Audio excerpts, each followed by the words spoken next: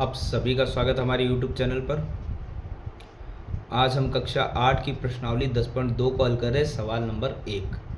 यहाँ पे हमें दिया गया है कि इन संख्याओं को मानक रूप में लिखो जो कि नीचे निम्न संख्या हमें दी गई है। देखिए मानक रूप में किस प्रकार से लिखते हैं। एक सिंपल सा तरीका जो हम 10.1 में हल करते हुए आए थे कि अगर हमें कोई संख्या दी जाती है वो भी पॉइंट में और एक यहाँ पर जीरो बहुत अत्यधिक है, तो सबसे पहले हमें यही करना है, इन जीरो को काउंट ढंग से रखना है। और हम क्या करते हैं, सर्वप्रथम जो हमारी संख्या है चाहे वो कहीं पर भी हो, हमें पता है इतने जीरो के बीच यही संख्या है, आगे जीरो की वैल्यू कुछ है नहीं। संख्या कितनी है हमारे पास, 85, उसको हम लिख लेते हैं। अब अगर जीरो संख्या के इस तरफ बढ़ रहे हैं तो हम उन लिखेंगे गुणा में 10 की पावर के रूप में, या फिर उन गुणों, मान लीजिए हम इस प्रकार से लिखेंगे। हम यहाँ पर क्या करते हैं, अगर हमारे पास अगर यही संख्या ऐसे होती है तो हम क्या लिखते हैं, 85, ठीक है, संख्या, और उन जितने जीरो है उनकी पावर हम ऐसे लिख सकते हैं, यानी 10 100 लिख सकते हैं, क्योंकि ये 85 इंटू 100 करने पे आया है ना। अगर यहाँ पे 850 होता तो हम इसको ऐसे लिख सकते हैं, 85 संख्या हो गई और ये एक जीरो है, साथ में एक लगा के हम 10 बना देंगे, क्योंकि 85 इंटू 10 ही 850 होगा। ठीक है, अगर ये जीरो अपोजिट साइड में जाएंगे तो हम क्या करेंगे, गुणा ना करके क्या करेंगे, भाग करेंगे। अब जीरो को किस प्रकार से लिखेंगे बट्टे में, हम वो देखते हैं। हम सिर्फ जीरो को नहीं लिखेंगे, हम क्या करेंगे, पॉइंट के बाद जितनी संख्याएं हैं, जितने अंक है उतने सबको काउंट कर लेते हैं हम। कैसे, देखो 1 2 3 4 5 6 7 8 9 10 11 12 13, यानी हम इसको ऐसे भी लिख सकते हैं कि या तो 13 जीरो लिख दो या 10 की पावर 13 कर दो। अब ये मैंने क्यों किया वो भी दोबारा से समझ लेते हैं, क्योंकि होता क्या है ना, हम काफ़ी बार कंफ्यूज होते हैं, क्योंकि 85 तक तो ठीक था। ये हमने क्या कि पॉइंट के बाद जितने अंक काउंट कर लो तो यहाँ पे 13 अंक आए, तो हम लिखने को तो ऐसे भी लिख सकते हैं, 1 2 3 4 5 6 7 8 9 10 11 12 13। बहुत ज़्यादा जीरो जा रहे हैं तो इनको हम शॉर्ट कर रहे हैं कि हमें एक तो लिखना ही था और एक मिनिमम जीरो हम लिख लेते हैं। फिर हम देखते हैं कि जितने जीरो है उसकी पावर लगा देते हैं, जितने अंक हमारे आ रहे हैं जीरो के ना, तो 2 4 6 8 10 12 13 आ रहे हैं, तो हम इसकी पावर 13 भी तो लिख सकते हैं, क्योंकि इसका मतलब तो हमें पता है 10 को 13 बार गुणा करना है तो वही संख्या आ जाएगी, उतने ही जीरो आ जाएंगे। तो इसीलिए हमने इसको शॉर्टकट लिख दिया, वरना लिखने को हम 0 0 भी लिख सकते हैं। अब हमें क्या करना है, ये ऊपर वाली संख्या तो एज इट इज़ है, उसको हम वैसे का वैसे ही लिखेंगे, उसमें हमें कोई भी यहाँ पे चेंज नहीं करेंगे। अब हम क्या करते हैं, जैसे 10 की घात 13 तो इसको हम ऐसे भी लिख सकते हैं कि एक कम कर देते हैं और उसको एज इट इज़ हम यहाँ पे लिख देते हैं।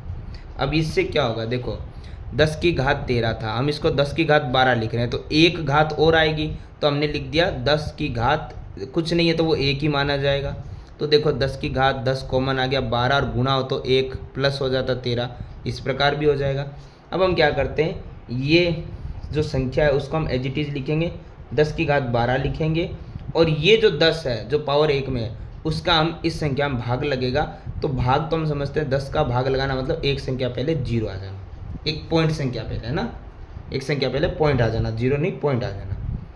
अब हम इसको लिख सकते हैं 8.5। अब जो ये बट्टे में घात हम उसको गुणा में लाना चाहते हैं, तो गुणा में लाएंगे तो ये तो बट्टे से ऊपर आ जाएगा, तो हमें पता है जो ऊपर से नीचे, सॉरी नीचे से ऊपर आएगा वो घात माइनस हो तो प्लस हो जाती है, और प्लस होता तो क्या आ जाती है, माइनस हो जाएगा। ये इसका आंसर हो जाएगा। एक सिंपल सा तरीका मैं आपको बता रहा हूँ, कुछ भी नहीं करना है आपको, क्या करना है, अब यहाँ देखिए एकदम सिंपल तरीका मैं बता रहा हूँ। आपके पास जब भी ये संख्या है तो आप पीछे जो भी संख्या है, जहाँ तक संख्या काउंट हो सकते हैं उसको हम लिख देंगे और एक संख्या पहले पॉइंट लगा देंगे। अब गुणा में 10 की घात लिखना है, तो अगर जीरो इधर आएंगे आगे की तरफ जाएंगे तो घात प्लस में आ जाएगी, और इधर की तरफ होगी तो घात किस में आएगी, माइनस में। अब हमें देखो क्या करना है, हमने एक संख्या पहले पॉइंट लगा दिया है, उससे अब काउंट करेंगे नहीं हम, उसके बाद वहाँ से लेके जहाँ तक पॉइंट है उसको हम काउंट करेंगे। जैसे फिर बता रहा हूँ, एक संख्या पहले पॉइंट हमने लगा दिया है, तो एक संख्या पहले पॉइंट तो आ गया, इसको तो छोड़ ही दो, उसके बाद काउंट करना शुरू करो, 1 2 3 4 5 6 7 8 9 10 11 12, और यहाँ फिर पॉइंट आ गया तो कितने आया, 12, तो 10 की घात -12। और ये 0 इधर होंगे तो प्लस में आ जाएंगे, इधर होंगे तो घात माइनस में आ जाएगी। सबसे आसान तरीका, जैसे आप आगे वाला काउंट करके देख सकते हैं। जैसे इसी में सेकंड सवाल हमें दिया गया है यहाँ पर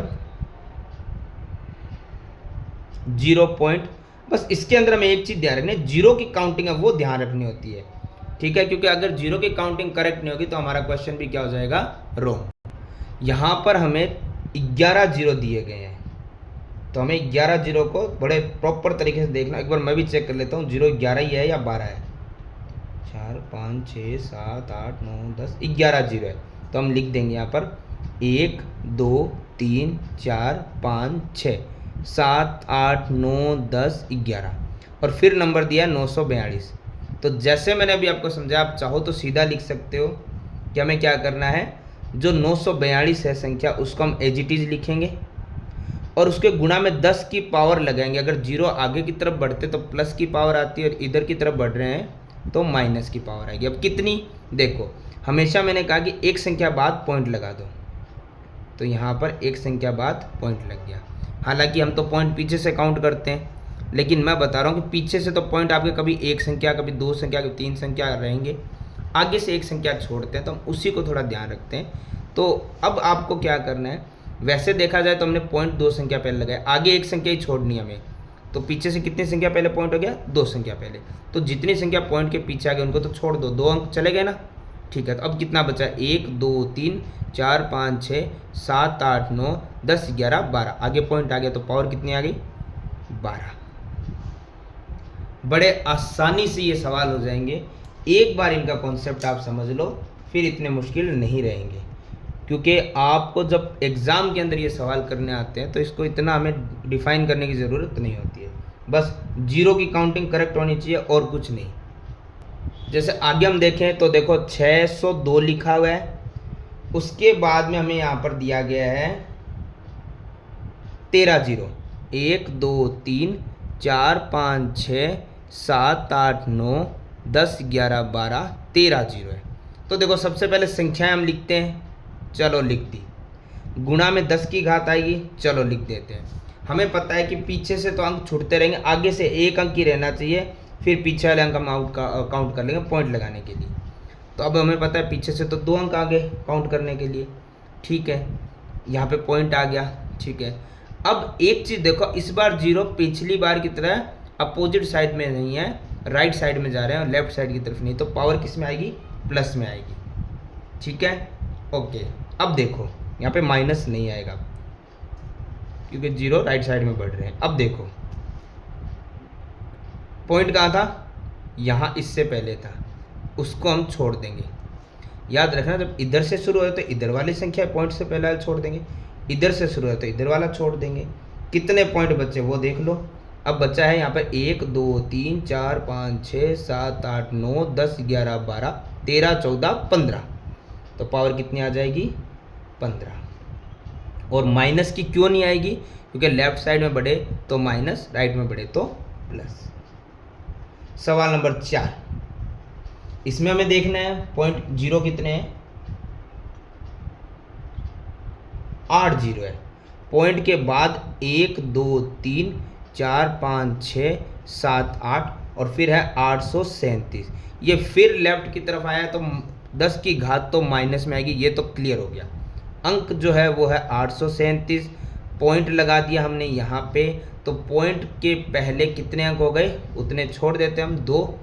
अब काउंट शुरू करते तो 1 2 3 4 5 6 7 8 9, तो पावर कितनी आ जाएगी, 9, और किसकी आएगी, माइनस की।